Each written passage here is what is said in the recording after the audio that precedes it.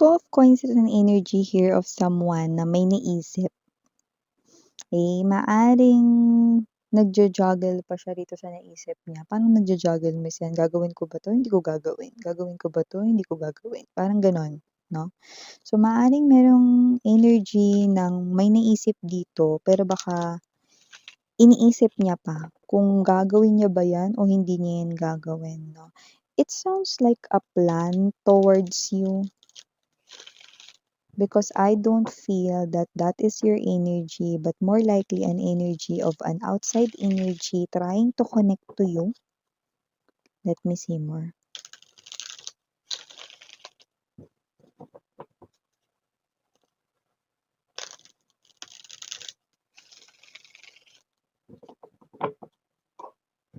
Okay.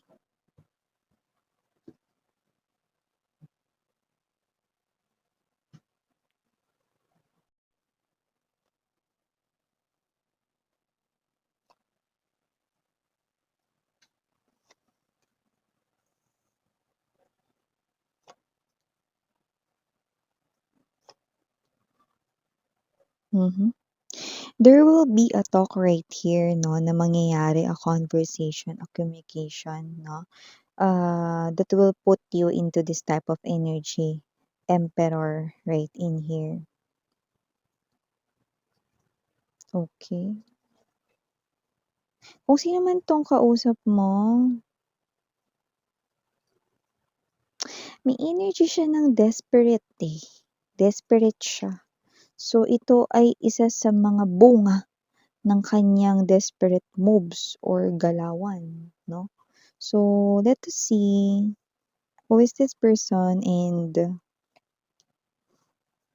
why is the person acting like this? Oh, okay.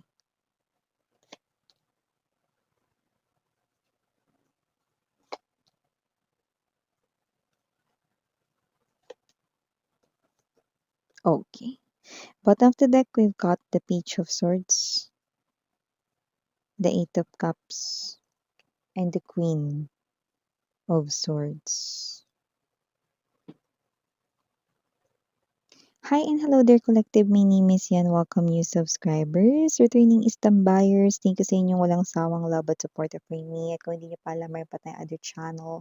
Link is down below sa ating description box. If interesado, i-click lamang yung link na yan para mapunta kayo there at araw-araw ay nag-upload tayo ng collective readings for all signs there. At yun nga, wala po tayong gender dito sa babae, lalaki, LGBT, lahat ay welcome. Pwede rin pong i-switch ang mga roles dahil possible talaga magkapalit-palit po yarn kasi general reading ito and at the end of the day, lahat ay may free will. Like, it's up to you if you wanna claim the messages at gamitin itong guidance ninyo or hindi. So, yeah, timeless tayo dito. Pwedeng nangyari na sa iba sa inyo, nangyayari naman po ito ngayon.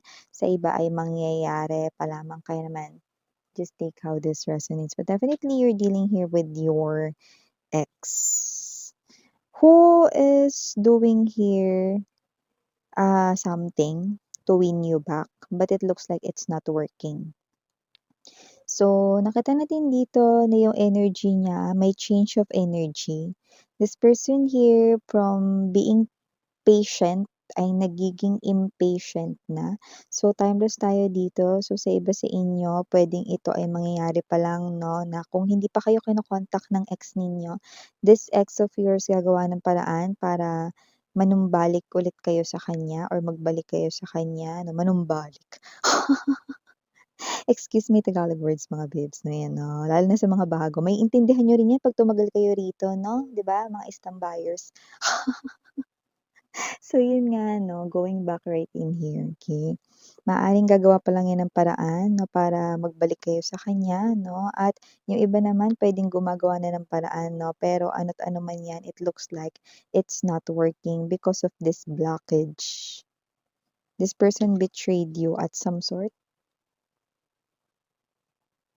Okay? Betrayed you, pinagtaksila, niloko, ginawa ng hindi maganda. Okay? So, may ganong klase ng energy. That's why you're not trusting this person. Okay.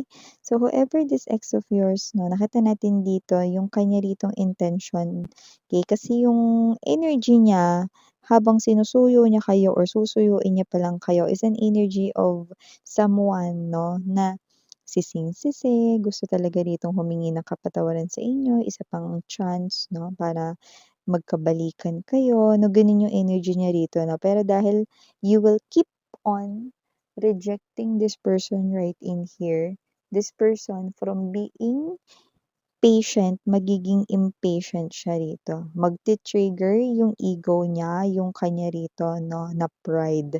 At nakikita natin dito that this person will be impatient at nakikita ko rito gagawa siya ng desperate moves. Kaya, okay, sa paulit-ulit na pag-reject niyo sa kanya rito, okay, ang taong ito ay yeah, gugustuhin niya pa rin dito, bumalik kayo sa kanya.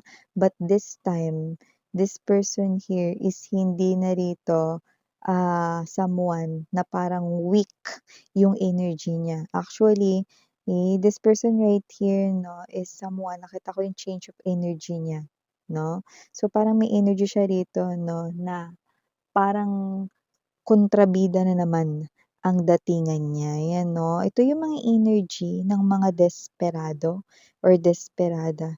Nagiging ganito lang ang energy ng isang tao 'no, kapagka mga babes 'no, hindi niya nakukuha ang kanyang gusto. So, even though this person here knows na hindi kayo yung klase ng energy 'no, na na mabilis magpatawad or magbibigay ng isa pang chance para magkabalikan kayo 'no, sinusubukan niya pa rin ito na gawin 'no, ang suyuin kayo rito. Pero dahil nakikita niyang matibay ang inyo ritong wall at hindi talaga kayo nagpapatibag sa inyong desisyon, itong tao na 'to ay lumalabas rito na parang kailangan ko ng bilisan, 'yan 'no, kailangan hindi ko na 'to daanin sa santong dasalan kundi sa santong paspasan na. Kaya naman kung sino man 'tong ex ninyo na definitely may plano siya rito with this, Ace of Swords to this, Knight of Swords energy. Kilala rito yung Five of Swords pero nakikita natin siya ngayon 'no, in our vision. So, kung sino man 'tong energy na ito, definitely strategy niya ito. Okay. So, meron iba-iba naman yung strategy nila rito pero hindi maganda. Ito yung klase ng energy na desperate moves siya rito. So, nakikita natin dito na parang meron siyang energy na hindi maganda yung kanya ritong sasabihin sa inyo. Yung parang may energy siya dito, "Kapag hindi ka bumalik sa akin, ganito yung gagawin ko." Yan, okey. May mga babanggitin siya, okey. Pero bibigay ko sa inyo yung ibang mga example or may lumalabas kasi dito 'no, may bata rin kasi dito parang may energy siguro na maaaring gamitin niya 'no, yung child or yung anak niyo rito 'no, lalo na kung nasa kanya 'no or whatsoever 'no. Like let's say, "Kapag hindi ka nakipagbalikan sa'kin ilalayo ko sa'yo yung anak natin." May gano'ng klase ng energy. Or, "Kapag hindi ka balikan sa'kin, hindi mo na makikita yung anak natin." Yung mga gano'ng klase ng energy, 'yan 'no. So, nasa iyo man yung custody or wala mga babes, nagagawa siya ng paraan 'no para kunin yung bata 'no. That is one of, standing signs dito 'no, kung may anak kayo niyan. Okay, or may gano'ng klase ng energy, 'yan, okey. So, yung iba naman possible 'no, mga babes 'no, na nangyari 'tong hiwalayan na 'to 'no, and you're carrying a child 'no, maaaring meron kang, maaaring buntis ka or whatsoever na pero ayaw mo na makipagbalikan sa kanya, 'yan, parang gusto mo na lang na na kayong dalawa na lang 'no, nung bata 'no, kung meron man kayo nitong anak 'no, ta's hindi mo pa pinapanganak, meron din kasing sign dito na gano'n. So, possible na gagamitin niya rin 'yun na parang, "'Pag hindi ka nakipagbalikan sa'kin, hindi ko tutustusan 'yan." 'Yan 'no. "'Pag hindi ka bumalik sa'kin, hindi ko bibigyan ng apelyido 'yan, wala 'yang kikilalaning tatay." Gano'n-gano'n 'no, or wala 'yang kikilalaning magulang, may mga gano'n. Basta yung desperate moves, ito 'yun, eh, ano. Para dun sa iba na wala naman kayong anak dito, LGBTQs, wala tayong gender dito, babae, lalaki, LGBT, 'no? Okey, para naman dun sa iba, meron naman tayong ibang nakikita ditong reason, 'yan 'no. Parang kapag hindi ka nakipagbalikan sa'kin, manggugulo ako.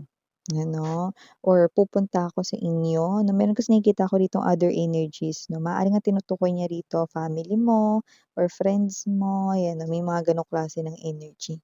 Okey. Pero dun sa parte na yun, huwag kayong mag-alala kasi meron ditong bagay 'no, mga babes na lumalabas dito. Parang, gusto itong sabihin talaga ni universe sa inyo. Kung may pananakot man na kasama yung pamilya or sasabihin, sasaktan ko yung pamilya mo, yung mga kaibigan mo, or manggugulo sa trabaho mo 'no, huwag kang maniwala, 'yan ang sabi ni universe dahil hanggang salita lang naman siya. Duwag pala. Ayan 'no, sinasabi niya lang yun para alam mo na, um, strategy, trick yun para matakot ka, para mag-agree ka sa gusto niya 'no, sa kondisyon na sinasabi niya 'no. Pero yun nga 'no, sabi ni universe hanggang salita lang yun, huwag kang mag-alala daw, okey. Wala siyang gagawin na hindi maganda sa mga loved ones mo, sa family mo, sa friends mo, sa trabaho mo na walang gano'n, okey. Or manggugulo ako sa inyo, ayan may gano'n din dito, ayan na maglalabas sa mga kapitbahay ninyo, nakakahiya, mapapahiya ka, gusto mo ba yun? Yung mga gano'ng klase ng energy 'no. Huwag kang mag-alala kasi hindi niya yun gagawin. Dahil bukod sa duwag siya mga babes 'no, puro salita lang pala 'tong person mo.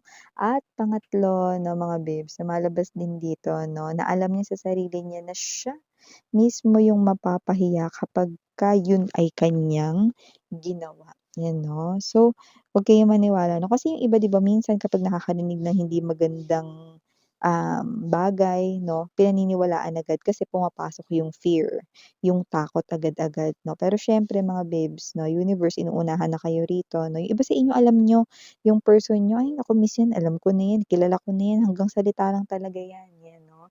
Pero siyempre iba talaga yung energy na baka ipakita niya sa'yo rito 'no, kasi nakikita ko rito na parang hindi naman dito aktor or actress yung iyo ritong ex-lover 'no, pero maaaring magpanggap siya sa mga oras na 'yan na tapang-tapangan 'no, lakas-lakasan 'no, or may energy siya 'no na mag-a-acting siya 'no, na talagang gagawin niya 'yun. "Gagawin ko 'yan, 'wag mo ko subukan."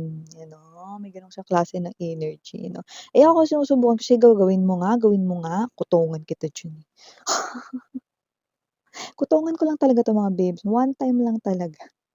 So yun 'no, kung sino man 'tong energy na 'to hanggang salita lang 'yan, you know. Hindi ko nakikitang gagawin niya 'yan, universe is saying, hindi niya 'yan gagawin dahil una sa lahat duwag person mo, takot siya, okey, at, alam niya rito siya unang mapapahiya, ano.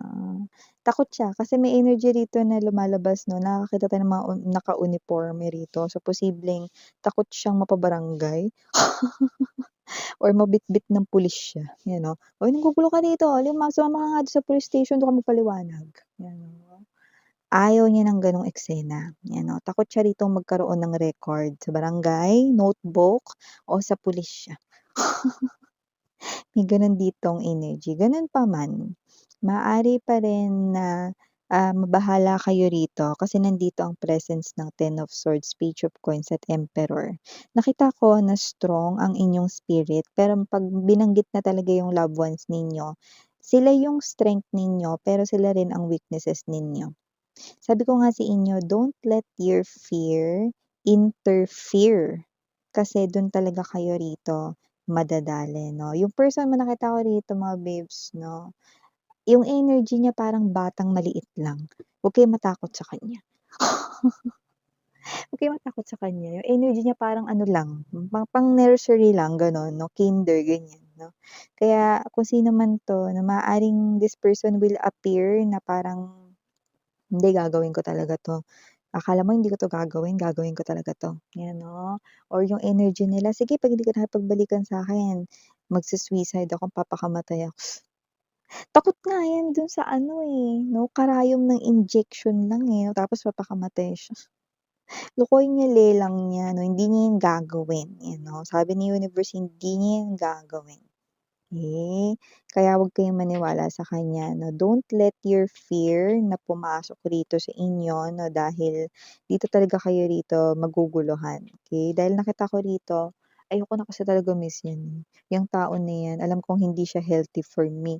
Napaka-yes 'no, I'm hearing narcissistic 'no, napaka-narcissistic talaga niyang tao na yan 'no, napaka-ano, love bombing, gaslighting, napaka-negative niyan, napaka-toxic, ayoko talaga diyan. Yan, isang malaki talagang pagkakamali, nakilala ko pa yan at nakipagrelasyon ako diyan, yan. I'm cutting that person out from my life 'no, and I'm happy now 'no. Sa lahat ng Eight of Cups, ito yung masayang Eight of Cups, ito yung punong-puno ng abundance na Eight of Cups, ito yung energy na nakaka-heal ka na 'no. Tapos ito siya manggugulo, babalik dito, magsasalita ng kung ano-ano 'no. Kasi nga makailang beses mo na siyang tinataboy, because you keep on saying no. This person right here feels hopeless kaya gumagawa na siya dito ng energy 'no, ng ano, alam mo yung energy ng ano, magbibigay lang ako ng example para ma-gets ninyo, pero hindi niya 'to kayang gawin, 'Di ba minsan kapag kayong mga mabubuting tao nagagawang mang-hostage 'no, or nanggagawa ng krimen 'no, dahil hindi nabibigay yung gusto nila 'no, 'yan. Naalala ko kasi dati may nang-hostage na isang mall 'di ba, security guard siya, hindi niya nakuha yung 'di binigay yung sahod niya 'no, so nagawa niya yun 'no. Hinostage niya yung buong mall 'no, pero isipin mo 'di ba, eh, yung mga tao na mga nasa nakaupo 'no, or yung mga matataas dun, yung mga agency, yung mga ano ano, inipit yung sahod niya, 'di ba? Eh, isipin mo nagtatrabaho ng maayos yung tao, siyempre parang nablangko na yung isip niya, hinostage niya na yung buong mall, hindi niya na naisip dito. Pero isipin mo, 'di ba, yung sahod na yun, yun yung bumubuhay ng pamilya niya, 'di ba? So, gano'ng klase ng energy 'no. Pero itong person niya hindi niya kayang mang-hostage siya. Hindi niya nga kaya 'no, matusok lang 'to ng karayom 'no, baka umiyak na 'to, eh, 'no. Eh, in-example ko lang 'yun kasi 'di ba may mga tao talaga na parang iba-iba, eh, yung galawan ng mga tao, 'di ba? So, may mga gano'ng klase ng energy, may mga trigger. Eh, dito sa person mo, ang na-trigger dito kasi hindi ka magbalik sa kanya 'no, pero kasi siya yung energy ng duwag from the start hanggang ngayon duwag din, tapang-tapangan lang siya. 'Yan, okey. So, huwag kang matakot dito, okey, maka-cut off mo pa rin 'to sa life mo with the Queen of Swords energy basta huwag kang magpadala sa fear, yun ang sinasabi ni universe 'no, and keep on walking away daw from this person because you have a lot of opportunities on your way 'no. Hayaan mo lang siya rito 'no, dahil nakikita ko dito tamang iyak na lang 'tong person mo 'no, tamang walling na lang 'to 'no. Puwede siya mag-walling dun sa pader ng Jollibee 'no, dun banda sa may ano, puwede siya makita nung guard o ni Jollibee mismo. Dun pa bakit Jollibee mismo? Hindi pa kalusyon ng Jollibee mga babes 'no. Eh, wala lang, eh, maaaring favorite niya yung Jollibee or whatsoever 'no, or nababanguhan siya sa amoy ng burger. So yeah, for the initial start in here, we have here letter O, nandito rin ang letter S, mawawala ba ang letter N, nandito rin ang letter T, nandito rin ang letter D, we also have here the letter C, and last but not least, we have here the letter U. So yeah, these are all the messages we've got right here for you. Thank you. Again, I'm Mariana Onni, Sarang Heyo, nabubulol. Love and light. Bye-bye.